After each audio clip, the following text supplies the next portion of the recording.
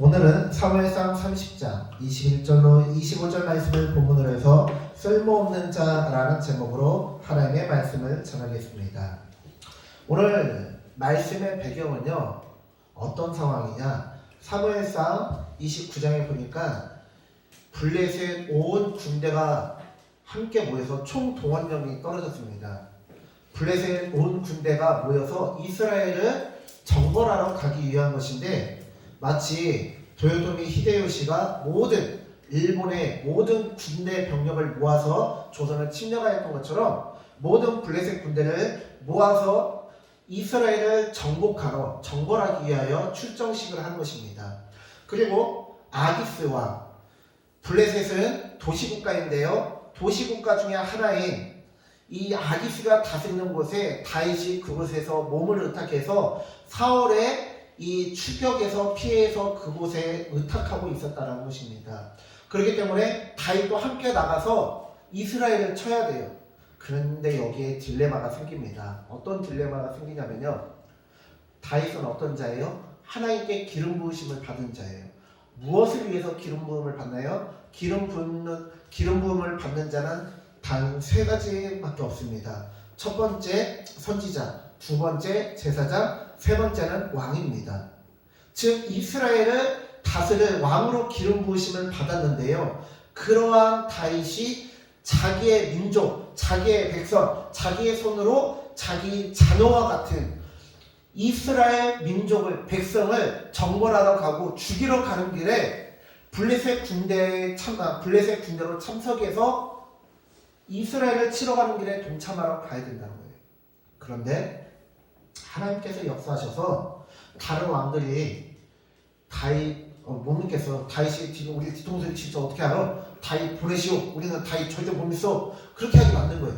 그래가지고는 다윗은 그 딜레마에서 벗어나서 자기가 머물고 있던 성읍으로 돌아갑니다.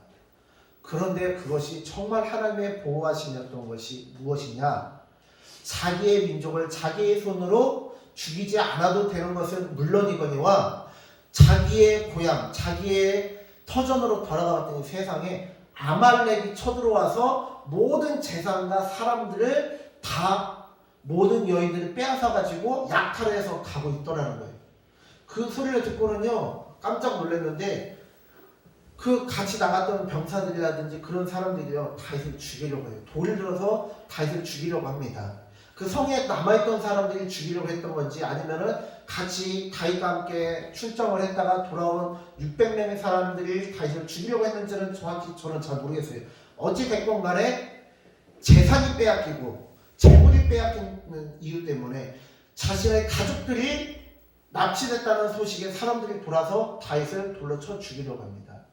그때 하나님께서 용기를 주시고 그 상황을 역전해서 그 600명의 사람들을, 병사들을 이끌고 아말렉의 뒤를 쫓아가게 만들어주세요.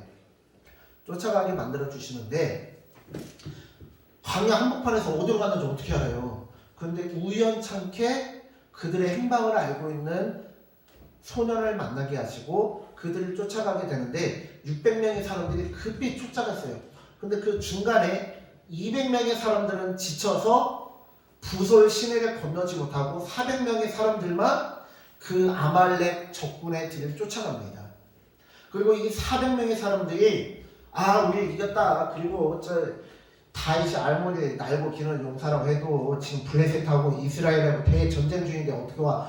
이제 막 전쟁이 시작됐는데 우리 쫓아오려면 이제 뭐 한참 지나서야 오지 못 쫓아와 하면서 한참 가가지고는 저녁 때에 술 마시고 고기 마시고 파티를 벌이고 뻗어버렸어요. 술 마시고 진탕으로 술 마시고 뻗어버려 있는 아말렉 군대를 쳐서 그 수천 명인지 수만 명인지 모르겠지만 아무튼 어마어마하게 많은 아말렉 군대를 쳐서 진멸시키고 자신의 가족들, 재산들 털끝 하나 다치지 않게 고스란히, 아니 오히려 아말렉 군대가 가지고 있었던 그 식량과 그 많은 병장기까지도 싸그리 모아가지고 왔다 이 말이에요. 오히려 하나님께서요, 화를 받고 복으로 만들어 주셨습니다. 아멘. 근데요, 여기서 문제가 생깁니다. 어려울 때는요, 사람들이 그래 어려우니까 우리 좀만 힘내보자 그러거든요. 그런데 사람들이 삶이 좋아지면요, 딴 생각이 나요. 딴 생각이. 어떤 생각이 나느냐, 막상 아말렉 군대를 쳐서 이기고 그들이 가지고 있던 옷이며 식량이며 칼날이며 갑옷이며 그 많은 것들을 챙기고 많은 재산이 생겼잖아요. 그러니까요, 사람들이요 갑자기 획 돌아버리는 거예요. 돈에 돌아버리고 물질에 돌아버리는 거예요. 그래서 뭐라고 하냐, 자 22절 말씀입니다. 22절 말씀에 이러한 말씀이 있습니다.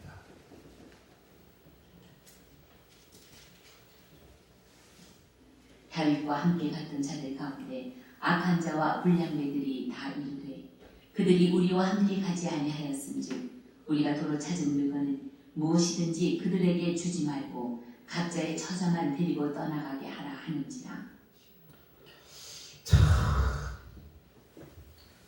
이 부솔 시내에 머물러 있었던 200명은요 600명이 모두 역전의 용사지만 그러나 200명은 왜 못 따라갔냐? 지쳐서 못 따라갔어요. 그러면 400명이요 지쳐서 못 따라간 200명 말고 끝까지 가서 목숨 걸고 싸웠던 400명은요 더 체력도 좋고 더 힘세고 그런 사람들이다 이 말입니다. 그런데요 그들이 뭐라고 얘기했냐? 지쳐져 있어서 남아있었던 그 200명한테는 우리 이 많은 노획물을 나눠주지 말고 우리가 나눠 가지자. 그래야 조금이라도 더 가질 수 있지 않냐 그거예요. 우리가 전쟁을 쳐서 이겨가지고 한 40억이 생겼어요.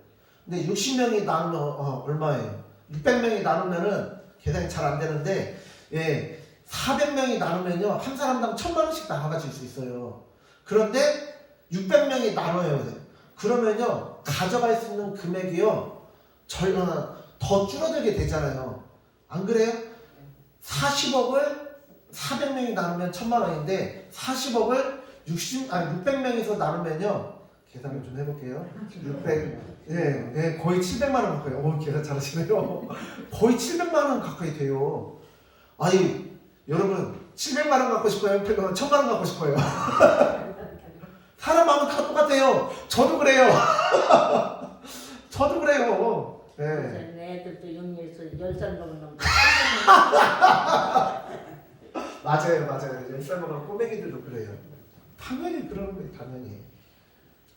그런데요 성경을 보면 이 400명이 더 축출나고 더 힘도 세고 싸움도 잘하고 체력도 좋은 사람들이잖아요. 600명이 다 다윗의 군대이고 군사들이지만 200명이 일반 병사라면 400명은 특전사라고 보면 돼요. 해병대라고 보면 돼요. 그 정도로 더 체력도 좋고 싸움도 잘해요. 근데 이 사람들을 성경은 뭐라고 얘기하냐? 악한 자와 불량배들이에요. 신기하죠. 이 말이 어디에 나왔었냐면요 사울을 인정하지 않는 불량배라고 했을 때 그 말이 나오고요. 또한 나발이라고 어리석은 자라는 뜻의 그 이름을 가진 사람이 있어요. 다윗을 무시하던 부자 나발에 대해서 이렇게 얘기하기도 합니다. 오늘 본문에 나와 있는 악한 자와 불량배라는 것을 히브리어로 보면요 콜 이시 라우 벨리야한. 콜은 모든이란 뜻이에요. 그리고 벨리야한은 쓸모없는 이란 뜻입니다. 우리가 쉽게 쓸모없는, 우리 주변에서 쓸모없는이라는 단어가 들어가 있는 이 폭력 조직의 이름이 있습니다. 다들 아시죠? 일본 야쿠자. 야쿠자라는 이름의 뜻이 고스톱에 보면 망통 있죠? 망통, 모르시군요. 죄송합니다. 거룩하신 분들이라 다 모르시군요. 죄송합니다. 야쿠자라는 이름의 뜻이 쓸모없는 이라는 뜻이에요. 야쿠자의 출발이 원래 가장 하층면에서 출발한 사람들이라는 뜻입니다. 그들이 힘을 모은 게 오늘의 야쿠자가 됐는데요. 이 땅에서는 가장 지혜롭고 능력 있는 사람들 성경에서 뭐라고 했냐? 악한 자와 불량배래요. 와, 신기하죠. 이것을 신약에서는 무엇으로 표현하느냐? 마태복음 20장에 나와 있는 포도원 품꾼 비유로 말씀하십니다. 포도원 주인이 아침에 6시에 새벽 시장 가서 인력 시장을 가서 사람들을 데려오는데 어떤 사람 데려와요? 거기는 모든 사람을 다 데려와요. 그리고 새벽 시장에 나가서 사람들한테 불림받고 고용되는 사람들은 어떤 사람들이에요? 그 중에서 고르고 고른 사람들이에요. 그런데 재밌는 것은요, 아침 9시 일하기 시작한 지 3시간이 지난 아침 9시에도 가서 그 사람들을 데려옵니다. 12시에도 데려옵니다. 오후 3시에도 데려옵니다. 4시에도 데려오고 5시에도. 6시에 일이 마감인데 5시에도 나가서 그 사람들이 데려옵니다. 상식적으로 생각을 해보세요. 아침 6시부터 일을 시작하는 사람하고 9시, 12시에 시작하는 사람하고 누가 더 일을 잘할까요? 누가 더 일을 많이 했을까요? 뭐 물어보나 많아죠. 물어보나 많아요. 예. 그런데 하나님께서는 그리고 성경에서는 오늘 본문에 보니까 그런 자들이 오히려 악한 자, 쓸모없는 자래요. 불량배래요. 왜요? 하나님 나라의 마음을 가지고 있지 않기 때문에. 여러분 그거 아세요? 전쟁이 벌어지잖아요. 전쟁이 벌어지면요, 우리나라도 100만 대군이 안 되고 지금 줄어서 40만, 30만이라고 하는데요. 30만 대군 중에서 실제로 전투 부대는요 10분의 1밖에 안 됩니다. 모든 나라가요 그 나라 국민의 20분의 1을 군대로 유지해야 됩니다. 왜냐하면 그 이상이 넘어가면 감당이 안 돼요. 그 비용이. 그런데 그 20분의 1을 군대로 유지하는데 진짜 전쟁 상황이 벌어지면 막 다 모으겠죠. 그런데 그 20분의 1을 모은 사람들 중에서 실제로 전쟁터에 나서는 사람은 10분의 1밖에 안 됩니다. 왜요? 전쟁이 그냥 총 들고 나가서 싸우면 끝나요? 아니잖아요. 총알은 누가 날라요? 총알은. 밥은 누가 해줘요? 옷은 누가 해줘요? 기름은 누가 날라요? 그럼 모든 전쟁을 위한 사람들을 위해서 보급부대가 있고 수송부대가 있어요. 그 사람들이 없으면요 전쟁은 절대 이길 수가 없고 그것은 게릴라전이 되지 전쟁이라고 부르지 않습니다. 악한 자와 불량배들이 이런 악한 마음을 품었다라고 성경은 그들을 책망하고 혼내고 있는 거예요. 옛날 어르신들은, 지금은 안 그런데요, 옛날 어르신들은 이런 분들이 있었어요. 옛날 어르신들은 보면은 그냥 마누라가 그냥 집구석에서 살림만 하면 되지, 신랑이 돈 벌어줬다 줬으면 그냥 고마운 줄 알고 그냥 아껴 써야지.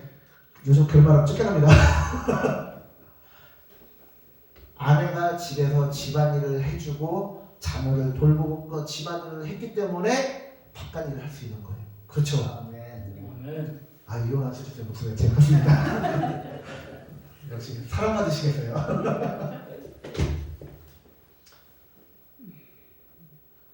바깥일만 중요한 게 아니라 집안일도 중요한 거예요. 집안일이 더 중요한 거예요. 집안이 엉망이고 집안이 화목하지 못하면 어떻게 돼요? 불행해요. 아무리 돈을 많이 벌어도 불행해요.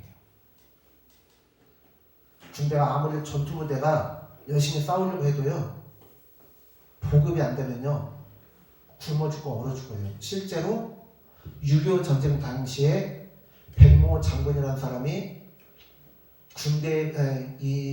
군대에 유엔이라든지 미군이 이제 보급을 하라고 돈을 줬는데 그걸 횡령해가지고요 6.25 전쟁 당시에 10만 명의 국군이 사망한 일이 있었어요. 굶어 죽어서, 보급이 안 돼서. 그럼 그 생떼 같은 그 귀한 목숨들이 다 죽어가는 거예요. 400명이 갈 수 있었던 거예요. 200명이 지쳐서 못 갔지만 그들이 400명이 가지고 있던 각종 짐이라든지 그런 것들을 200명이 보관해주고 그들을 받쳐주면서 따라갔기 때문에 400명이 마음 놓고 싸울 수 있었던 거예요. 그렇기 때문에 전리품을 나눌 때 400명만 나누는 게 아니라 600명이 다 나누는 게 맞아요.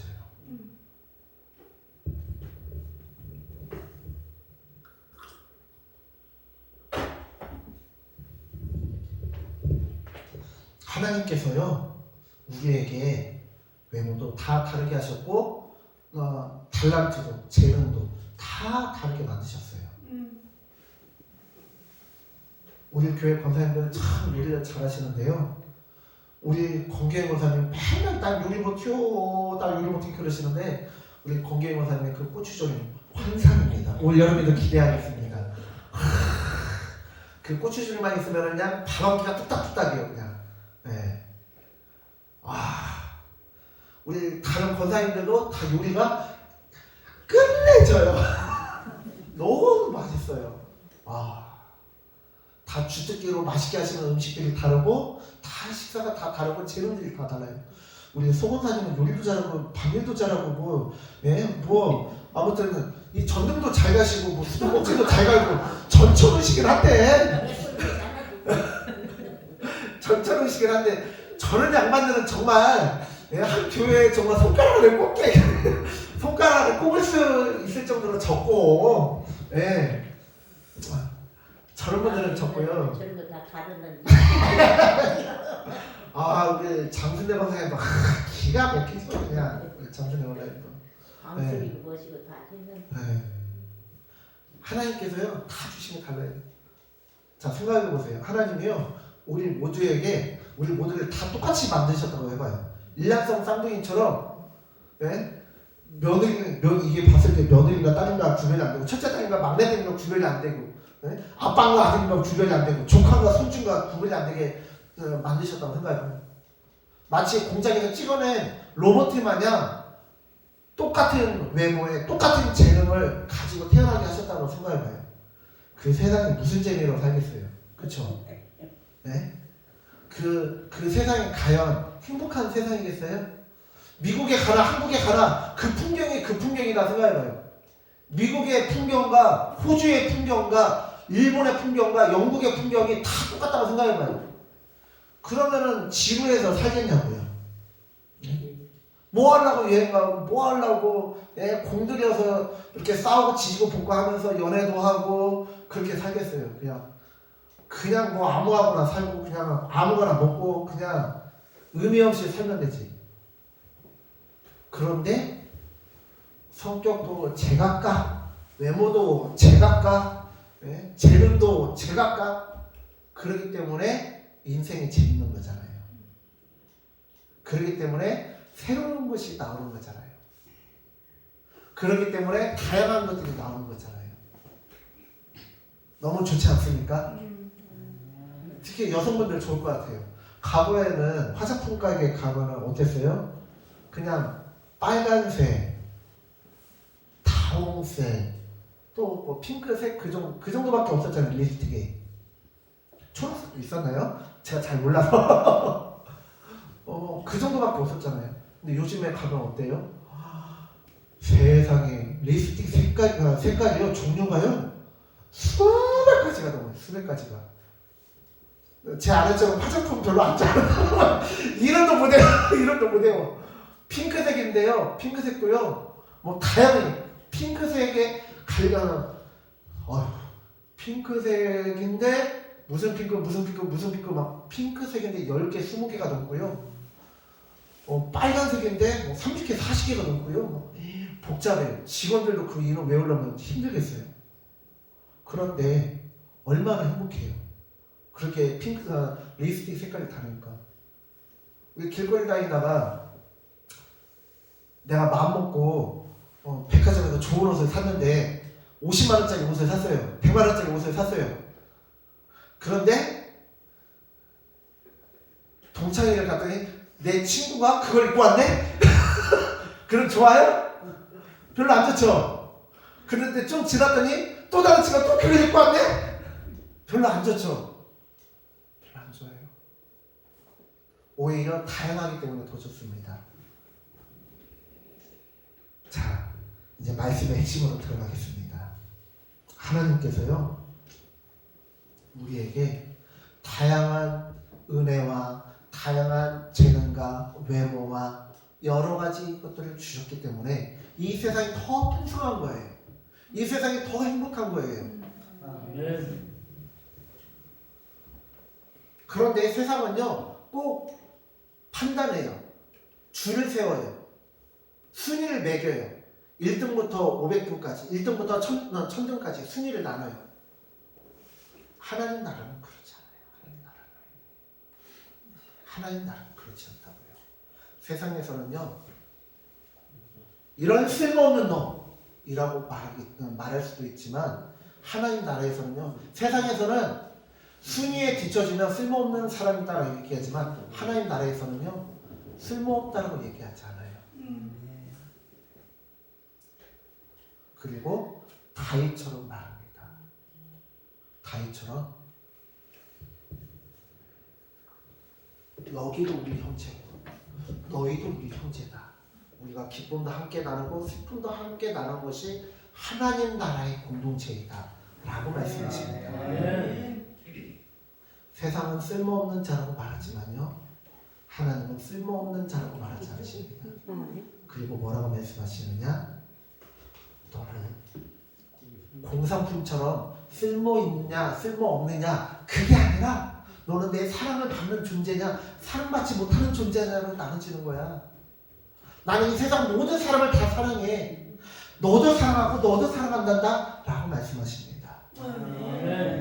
절대 쓸모에 따라서 나누는 세상 기준에 따라 살지 마시고요, 우리가 서로를 사랑하고 서로를 아껴주는 공동체가 되길 바랍니다. 기도하겠습니다.